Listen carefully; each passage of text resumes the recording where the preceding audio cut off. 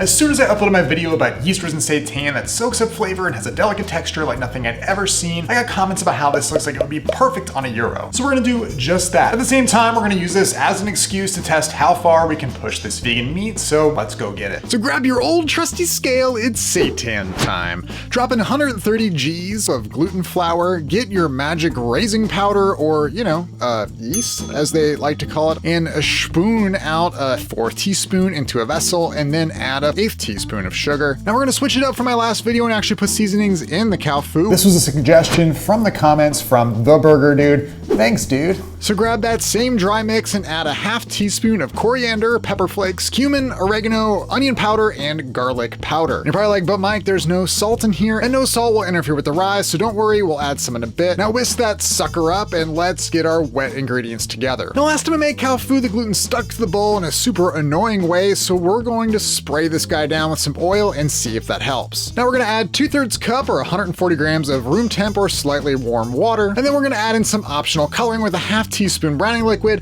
I tested both a 1/2 and a full teaspoon, and I preferred the color of the 1/2 better, but do what you like. After both were added, the temperature ended up being 73F, 23C. Shoot for around this temp. Now, along with spray, we're gonna try adding the gluten to the liquid, which I've never done before thanks to this commenter. You probably don't need a spatula here, and we can just dig in with our hands. Just like the last Kao Fu, this time I agitated the gluten a bit, pressing my fingers into the bottom and gripping so that it is taut.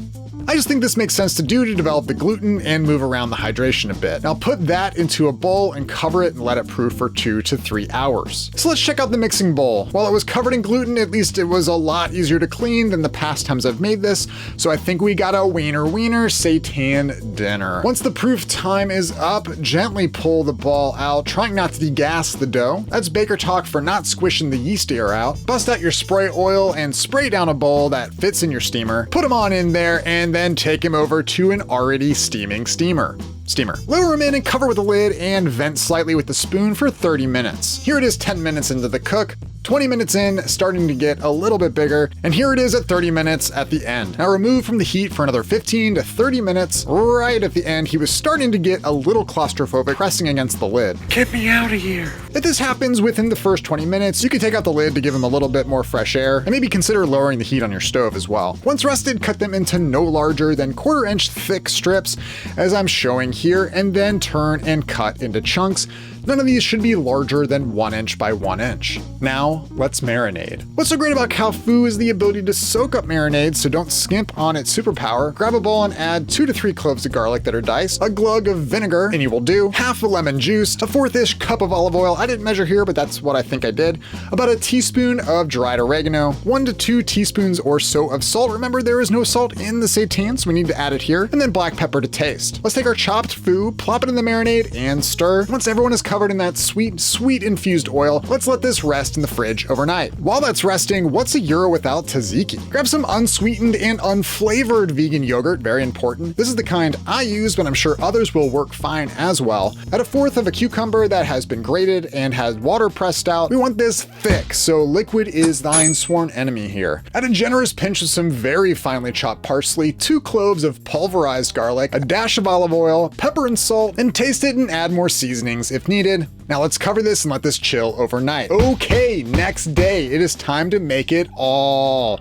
Grab your marinade and give it one last stir, and then put on a cool pan. There is oil and water in these chunks, and I don't want it splashing all up on you. You'll notice I have 2 different batches, and that is because I tested out resting them in stock and then marinating them versus straight up marinating them directly from the cook, and I think that made them slightly more tender, so if that's your thing, do that. I just wanted to avoid an extra step. Once we've got beautiful golden brown strips, it's time to assemble. Grab your pita. I used this and it was okay. I'd recommend getting these fresh or making your own. Go ahead and sauce the sauce. Slap on your meat to the desired amount. More sauce because sauce. Add on some thinly cut and salted tomatoes, and then very thin slices of onion. I used the finger guillotine, but you don't have to. Fold, bite, eat, and repeat. The delicate texture of the Kao Fu mixed with the seasonings and sauce was insanely good. If you have other ideas or ways we can push this protein further or other uses, let me know in the comments. Also, if you want to make more stuff with Kao Fu, then I think you'll like the video that just popped up on your screen. Until next time, you all, be nice to each other and keep cooking.